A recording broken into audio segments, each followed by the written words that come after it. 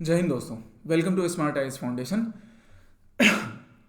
आज हम लोग जो आसाम प्रहरी का प्रीलिम्स 2025 स्पेशल सेशन करेंगे।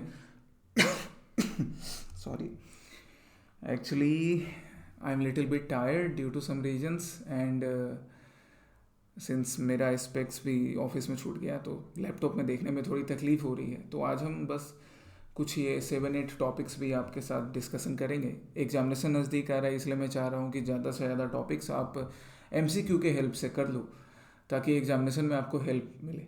ठीक है, तो हम पहले टॉपिक्स डिस्कस करेंगे और उसके साथ ही में PYQ भी APSC के एग्जामिनेशंस के।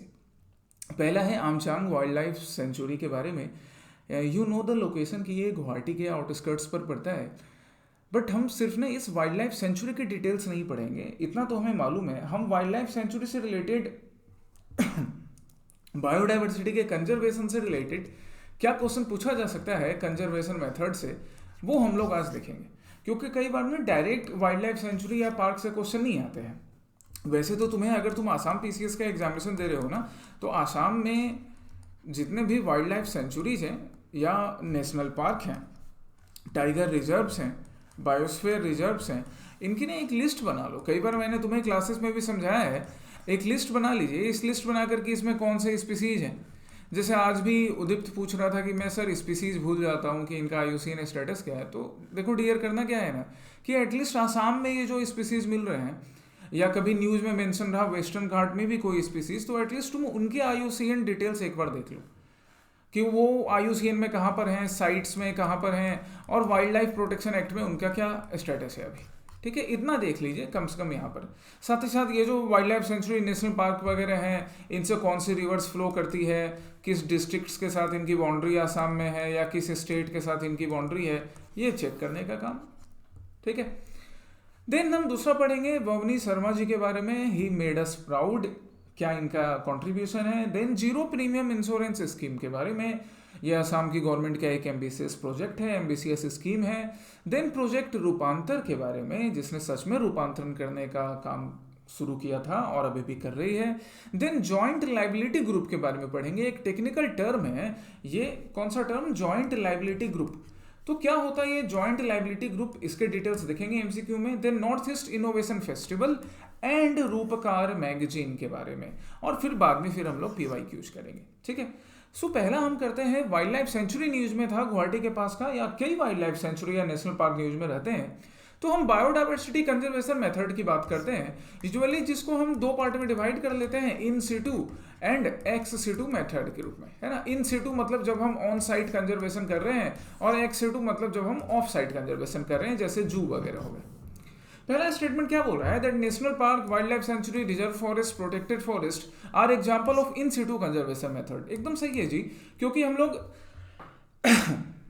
Sorry, national park, wildlife sanctuary वगैरह जो है ये इन सिटू कंजर्वेशन मेथड है, वहीं जंगल में ही बायोडाइवर्सिटी का या फिर बाकी स्पीसीज का कंजर्वेशन करते हैं। इनके ना प्रोटेक्शन के लेवल को भी ध्यान में रखना कि ये जो नेशनल पार्क है, वाइल्ड लाइफ सेंचुरी है, इनका प्रोटेक्शन का लेवल क्या है।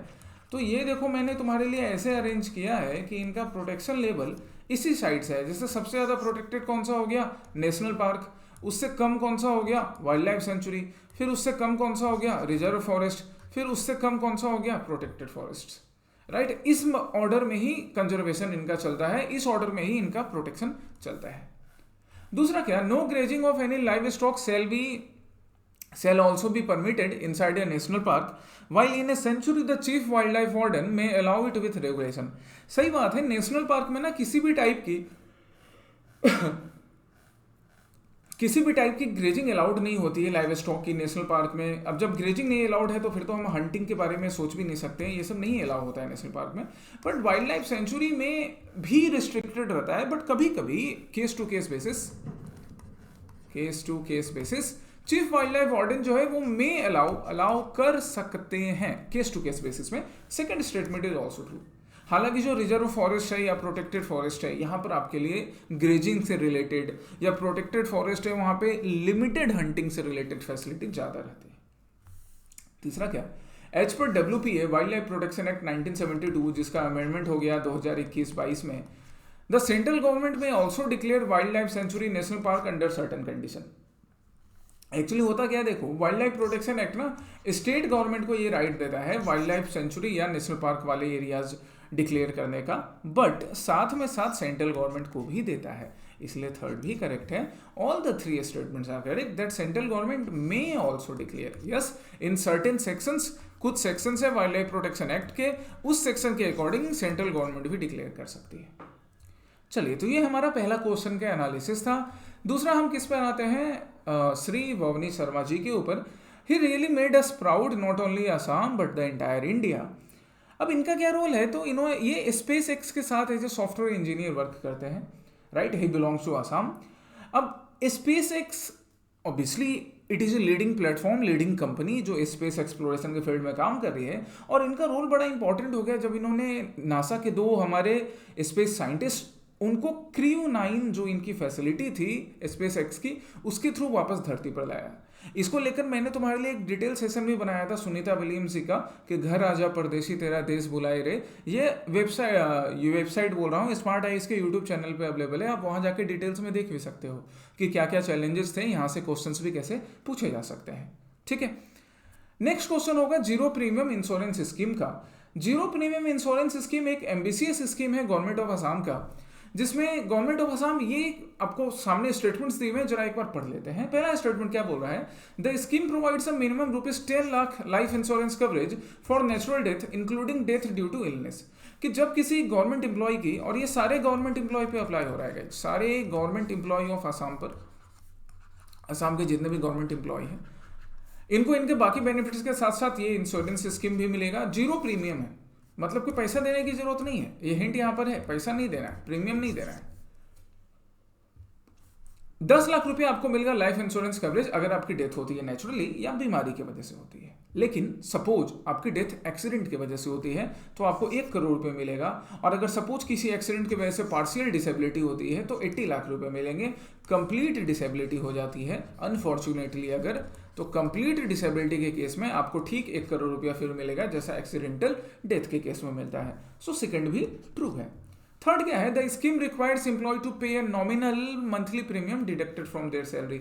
नहीं, सरकार ने बोला है कि आपको कुछ भी नॉमिनल क्या कोई भी अमाउंट नहीं पे करने की जरूरत है, जीरो प्रीमियम है।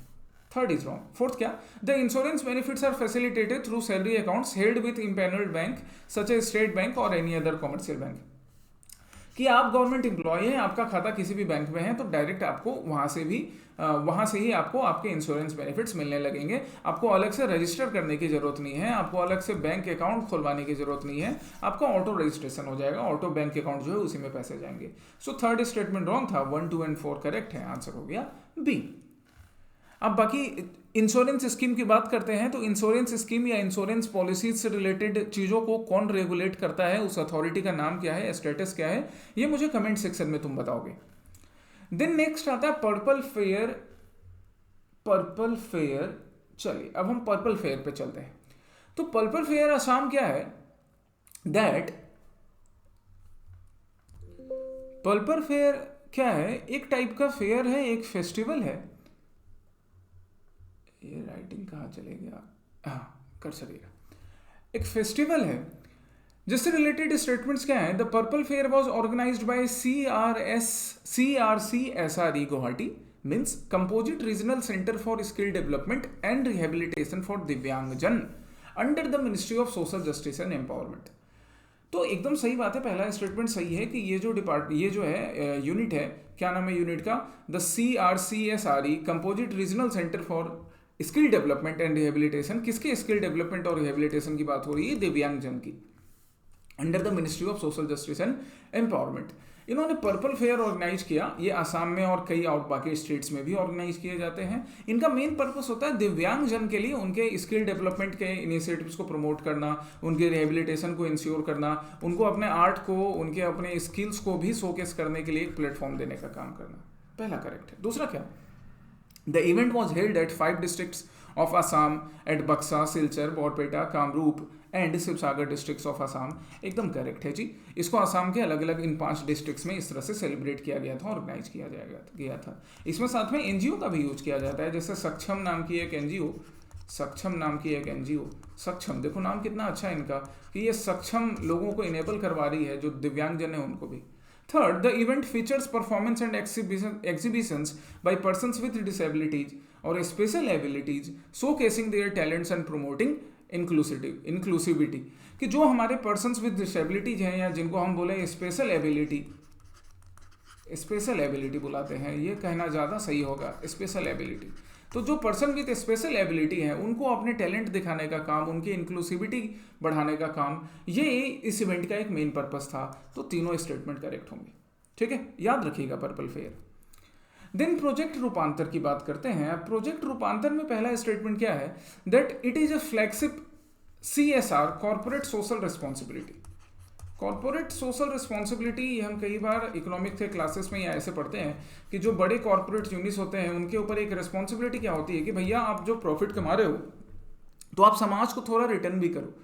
अब इसी कॉर्पोरेट सोशल रिस्पॉन्सिबिलिटी के अंदर ऑयल जो है, all India limited, OIL, oil means all India limited, उनका एक प्रोजेक्ट है रूपांतर, जो रूपांतरण करेगा। किस चीज का रूपांतरण करेगा? 2003 से चल रहा है, towards generating alternate and sustainable source of livelihood for unemployed youth in its operational area। कि सपोज ऑयल इंडिया लिमिटेड जिस भी रीजन्स में अपना काम कर रही है वहां पे जो अनएम्प्लॉयड यूथ है उसको एक alternative but sustainable employment opportunity देना, ये इनका रूपांतर का पर्पस है, जिससे सोसाइटी का रूपांतरण होगा। एक टाइप का CSR इनिशिएटिव है। दूसरा क्या, the project implemented by state institute of rural development, सही है, Assam, focuses on strengthening the rural economy by supporting self help groups and joint liability groups, again correct है कि सेल्फ हेल्प ग्रुप और joint liability group को support करते हुए। What is joint liability group, ये अभी मैं अगले क्वेश्चन में तुमको एक्सप्लेन करूंगा। Second statement is also correct. Third, the focus area includes skill development, management and computer training etcetera among the youth, एकदम सही है, क्योंकि इन सारी चीज को कर ऑब्वियसली आप एक alternative sustainable source of livelihood create कर सकते हो। सो 1, 2 and 3 आर करेक्ट। अब हम आते हैं ज्वाइंट लाइबिलिटी ग्रुप पर।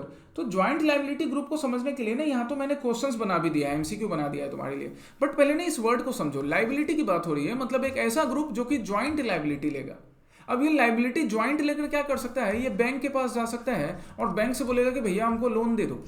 इस केस में बैंक जो है ये भी इंश्योर्ड है, ये भी सिक्योर्ड है, क्योंकि बैंक को लगेगा कि अच्छा अब तो रिस्पॉन्सिबिलिटी ज्वाइन है, और ये जो लोन लेने वाले बोरोवर है ये भी सिक्योर्ड है, क्योंकि ये बोलेंगे कि हम बैंक को वापस कैसे करेंगे, ज्वाइंट लाइबिलिटी से, सब लोग मिलकर। तो दोनों के लिए फायदेमंद होता है ना। वही यहाँ मैंने देखो थर्ड स्टेटमेंट में लिखा है क्या, it reduces the risk for both the lenders, मतलब बैंक, एंड द ब्रोवर्स, मतलब वो जो ग्रुप है ज्वाइंट लाइबिलिटी ग्रुप। सही बात है जी, थर्ड क्लियर है। फर्स्ट स्टेटमेंट क्या है, it is an informal group, मतलब इसके लिए कोई आपको ज्यादा कागज पत्तर करने की जरूरत नहीं पड़ेगी। Comprising preferably of 4 to 8 individuals, ठीक है, coming together for the purpose of availing bank loan either singly or through the group mechanism against mutual guarantee. Mutual guarantee देकर आप ग्रुप के फॉर्म में या अकेले ग्रुप के फॉर्म में जाकर या इवन सिंगली भी अपने ग्रुप को रिप्रेजेंट करते हुए लोन ले सकते हैं। दूसरा क्या, द JLG मतलब joint liability group members are expected to engage in similar type of economic activities like agriculture, non farm activity, small business. सही बात है, जब आप सिमिलर टाइप की एक्टिविटी में इन्वॉल्व रहोगे तभी तो आपकी रिस्पॉन्सिबिलिटी भी सिमिलर होंगी। So that's why second is also correct. Third हम डिस्कस कर चुके हैं, तो तीनों स्टेटमेंट यहाँ पर करेक्ट हुए ज्वाइंट लाइबिलिटी ग्रुप में। नेक्स्ट क्वेश्चन पे चलो। नेक्स्ट क्वेश्चन क्या है, the north East innovation festival की बात कर रहा है। The north East innovation festival, अब इनोवेशन को प्रमोट किया जाएगा, ये बात तो हमें पता है। पहला स्टेटमेंट क्या बोल रहा है, it is organised by the national science centre under the ministry of science and technology, government of India, in collaboration with national innovation foundation. अब यहाँ ना ध्यान देने की बात है गाइस, जब हम नॉर्थ ईस्ट इनोवेशन फेस्टिवल की बात कर रहे हैं, बट फिर भी एक बड़ी छोटी सी बात है कि इसको मिनिस्ट्री ऑफ साइंस के एंड टेक्नोलॉजी के अंडर नहीं, इसको मिनिस्ट्री ऑफ कल्चर के अकॉर्डिंग ऑर्गेनाइज किया जाता है ना। तो पहला स्टेटमेंट रॉन्ग हो गया।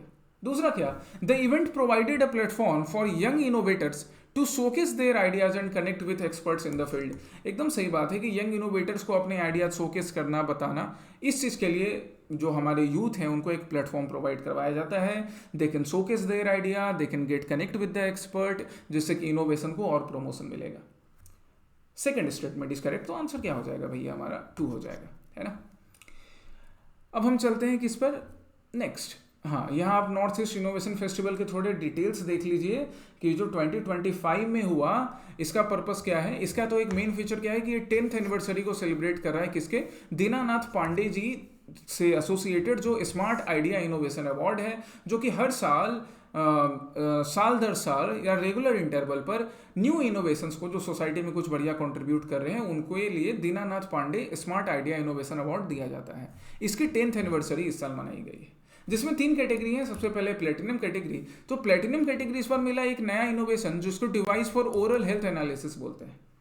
आसाम के ही श्री अनुभव शिवम नाथ जी को इनको दिया गया। अनुभव शिवम नाथ जी ने ओरल हेल्थ से रिलेटेड जो प्रॉब्लम्स होती हैं, अभी मुझे अपना एक स्टूडेंट याद आ रहा है जो अपने डेंटिस्ट का काम पूरे तन मन से नागालैंड में बैठकर कर रहा है, या जो आसाम में भी कर रहे हैं। जो लोग मन से पढ़ाई कर रहे हैं उनको देखकर बड़ी खुशी होती है ना। मन से पढ़ाई करो तुम लोग। तो इसी तरह से एक डेंटल हेल्थ से रिलेटेड चीज के लिए श्री अनुभव शिवम नाथ जी को प्लेटिनम अवार्ड मिला। गोल्ड अवार्ड किस लिए? तो गोल्ड अवार्ड मिला फीवर मॉनिटरिंग डिवाइस के लिए। अब बड़ा देखो यूनिक है, जो हमारे माँ करती थी ना, दादी माँ नानी माँ करती थी कि भींगा कपड़ा गीला कपड़ा सर पे लगाया और इससे ना फीवर रिड्यूस हो गया। तो रंजन धार जी जो कि अगरतला त्रिपुरा से हैं, इनको फीवर मॉनिटरिंग डिवाइस इस टाइप का इनोवेट करने के लिए ट्रेडिशनल प्रैक्टिसेस वाला, उसके लिए गोल्ड अवार्ड मिला है। देन सिल्वर अवार्ड मिला है पेंसिल मेकिंग के लिए, जो कि वेस्ट पेपर से बनेगा, कि कागज जो बर्बाद होता है उसी से हम पेंसिल बना लेंगे। और अगेन ये मिला है ऐसी प्रिशा बोरा जी को, जो कि जोरहाट आसाम से हैं। सो ऐसी प्रिशा बोरा जी जो जोरहाट आसाम से हैं, इन्होंने सिल्वर अवार्ड जीता। इस तरह से ये north East innovation festival 2025 conclude होता है। नेक्स्ट हम करते हैं रूपकार मैगजीन के बारे में। एक बड़ी इंपॉर्टेंट मैगजीन जिसका अपना एक बड़ा खास रोल रहा है कल्चर को प्रमोट करने के लिए, स्पेशली सिनेमा थिएटर को आसाम में प्रमोट करने के लिए। पहला स्टेटमेंट क्या है? It is an iconic magazine known for its cultural reporting also focusing on Assamese cinema and theatre. एकदम सही है जी। आसाम के सिनेमा थिएटर और कल्चर को प्रमोट करने के लिए रूपकार मैगजीन का बड़ा बड़ा योगदान है, खास योगदान है। It was founded in 1975 by Pavitra Kumar Deka. इसको 1975 में पवित्र कुमार डेका जी ने फाउंड किया था। अब उसके रिवाइवल को 2025 में फिर से डिसाइड किया गया है कि इसका रिवाइवल किया जाएगा। Even that the magazine introduced Assam's first popular film award, the Roopkar awards, है ना। तो दोनों स्टेटमेंट करेक्ट हैं, दोनों स्टेटमेंट्स को याद रखेंगे। 1975 की बात कर रहे हैं तो जरा मैं तुमसे होमवर्क तुमको दे देता हूँ एक और। तो मुझे 1976 का, जो 1976 के बारे में तुम मुझे क्या बताओगे? तो मुझे 1976 के थोड़े कॉन्स्टिट्यूशनल अमेंडमेंट एक्ट बता दो। ये पॉलिटिकल क्लासेस में तुमने पढ़ा है ना, तो एक बार रिवाइज हो जाएगा तुम्हारा, ठीक है। और अगर अभी नहीं आते तो एक बार फिर से क्लास के नोट्स देख लीजिएगा, सर ने आपको जो पढ़ाया आशीर्वाद सर ने, और फिर आंसर कर दीजिएगा। इससे आपका रिवीजन होता रहेगा। ये सारे होमवर्क आपके रिवीजन के लिए दिए जाते हैं। अब गाइस PYQs की बात करते हैं, और कमेंट सेक्शन में तुम लोगों ने PYQs के आंसर किए, that's very nice. But PYQs के आंसर ना सही करने हैं टाइम लेकर। ये जो पहला PYQ है, ये आसाम के 2 legendary saint Madhav Dev ji and Shankar Dev ji के बारे में है। आप इनसे रिलेटेड ये क्वेश्चन पढ़िए और उसका आंसर मुझे बताइएगा। देन दूसरा क्वेश्चन है श्रुति लिटरेचर के बारे में। अब जरा यहाँ देख लो श्रुति लिटरेचर के बारे में। एक्चुअली जो हमारा वैदिक लिटरेचर है ना गाइस, जो वेद नॉलेज का जो सागर है, वैदिक लिटरेचर है, इस वैदिक लिटरेचर को हम श्रुति स्मृति परंपरा के अकॉर्डिंग बोलते हैं। कि पहले इसका फॉर्मेशन किसके अकॉर्डिंग हुआ? श्रुति स्मृति परंपरा के अकॉर्डिंग। श्रुति स्मृति ट्रेडिशन मतलब लिसनिंग, अब लिसन करना, और स्मृति मतलब इसको मेमोराइज करना। तो शुरू में पहले गुरु जो होते थे वो अपने गुरु जो होते थे वो अपने स्टूडेंट को पास बुलाकर ज्ञान दे रहे हैं। वैदिक नॉलेज इसी तरह दिया गया था, और इसी तरह से ये श्रुति स्मृति परंपरा शुरू होती है। फिर आगे जाके इसको और डिवाइड किया गया कि श्रुति लिटरेचर जो है वो अर्ली वैदिक लिटरेचर को रिप्रेजेंट करेगा। किसको रिप्रेजेंट करेगा? ध्यान से सुन लो, अर्ली वैदिक लिटरेचर को। तो अर्ली वैदिक लिटरेचर क्या हो गए? वेदास हो गए, ब्राह्मण हो गया, ब्राह्मण्स, अरण्यक, उपनिषद, संहिता, ये सब ना अर्ली वैदिक लिटरेचर में आ गए। लेटर वैदिक लिटरेचर की बात करें, कुछ लोग उपनिषद को भी लेटर वैदिक लिटरेचर में काउंट करते हैं, बट फिर भी जब हम वेद और वेद के साथ साथ संहिता, अरण्यक, ब्राह्मण, उपनिषद की बात कर रहे हैं तो अर्ली वैदिक में ही। लेटर वैदिक में अब हम किसको काउंट करेंगे? जिसमें अब स्मृति लिटरेचर का बड़ा इंपॉर्टेंट रोल हो गया लेटर वैदिक में। तो वहां पर क्या हो जाते हैं? Purana, Vishnu Purana, Shiva Purana, Kali Purana, epics, Ramayana and Mahabharata and Vedanga. Vedanga भी किसका पार्ट हो गया? स्मृति लिटरेचर का। अब वेदांग क्या है? तो देखो वेदांग क्या है? वेद का अंग, द ऑक्सिलरी पार्ट। वेद को समझने के लिए जो ऑक्सिलरी पार्ट्स हैं, जैसे इसमें ना हम अब वेद जो है वो कौन सी संस्कृत में लिखे गए? क्लासिकल संस्कृत की वैदिक संस्कृत, बताओ वैदिक संस्कृत में। तो वैदिक संस्कृत में जब वेद लिखे गए तो वेद को समझने के लिए हमको ग्रामर भी तो चाहिए था, प्रोनाउंसिएशन भी तो चाहिए था। तो ये जो ग्रामर है, ये जो प्रोनाउंसिएशन है, ये सब कहाँ लिखा गया? वेदांग में लिखा गया, सिर्फ स्मृति लिटरेचर का पार्ट बन गया। ठीक है, बाकी पुराण और एपिक्स भी स्मृति लिटरेचर में आ जाएंगे। ठीक है जी। नेक्स्ट क्वेश्चन, यहाँ पर मैंने थोड़ा सा कट करके एडिट कर दिया है। यहाँ पर ना आपको सिर्फ आंसर नहीं बताना है, यहाँ आपको क्या करना है, आपको मॉडल इंटू रिफॉर्म्स क्या होता है, you will tell me. Capital जो है कलकत्ता से दिल्ली शिफ्ट किया गया था, कब शिफ्ट किया गया था और उसके पीछे पर्पस क्या था, ये मुझे बताओगे। फर्स्ट वर्ल्ड वॉर, ये तो हमें पता है, फर्स्ट वर्ल्ड वॉर 1914 में स्टार्ट होता है और फर्स्ट वर्ल्ड वॉर के ड्यूरेशन में ही होम रूल मूवमेंट स्टार्ट होता है। उसी ड्यूरेशन में लखनऊ पैक्ट होता है। लखनऊ पैक्ट की इंपॉर्टेंस क्या है, इसके प्रेसिडेंट कौन है, ये सारी चीज़ तो मुझे होमवर्क में बताओगे। Next practice question is about ये जो हमारे डिग्नेटरीज हैं, लीडर्स हैं इंडिया के इंडिपेंडेंट मूवमेंट और उनसे रिलेटेड एसोसिएशंस। तो ये मैच द फॉलोइंग तुमको बताना है। एक बार इन लीडर्स के बारे में इन लीडर्स के बारे में पढ़ लीजिएगा ताकि आपकी मॉडर्न हिस्ट्री भी अच्छे से रिवाइज हो जाए। एंड देन क्वेश्चन है इंडिया के मिडाइवल पार्ट में या इंडिया के एंशियंट पार्ट में, लेटर एंशियंट पार्ट में जो ट्रेवलर्स आए थे किस नेशन से आए थे, किस राजा के टाइम में आए थे, एक बार ये देख लेना। फिलहाल तो यहाँ पे ट्रेवलर है और ट्रेवलर को मैच करना है कि वो किस नेशन से आए थे, किस कंट्री से, किस राजा के टाइम में आए थे, एक बार ये भी तुम देख के मुझे बता दोगे। ठीक है, ये आपके लिए आज का प्रैक्टिस क्वेश्चन था। इसी तरह हम लोग और प्रैक्टिस क्वेश्चंस आसाम प्रहरी में और बाकी सीरीज में आपके साथ शेयर करते रहेंगे। इनको फॉलो कीजिए और प्रीलिम्स कॉन्फिडेंटली दीजिए। देखो कॉन्फिडेंस का गेम होता है गाइज, अपना ना कॉन्फिडेंस लूज मत करो। कॉन्फिडेंस लूज करोगे ना तो तुम्हारे ऊपर ना फिर वो डाउट्स क्रिएट होने लग जाएंगे, प्रेशर क्रिएट होगा कि अरे मेरे से होगा कि नहीं होगा। होगा, तुमसे होगा। अपने आप पर भरोसा रखो, तुमने अच्छे से पढ़ाई की है, हमारा आशीर्वाद, हमारे विशेष हमेशा तुम्हारे साथ हैं, तो क्यों नहीं एग्जाम अच्छा जाएगा। ठीक है, all the best, take care, जय हिंद।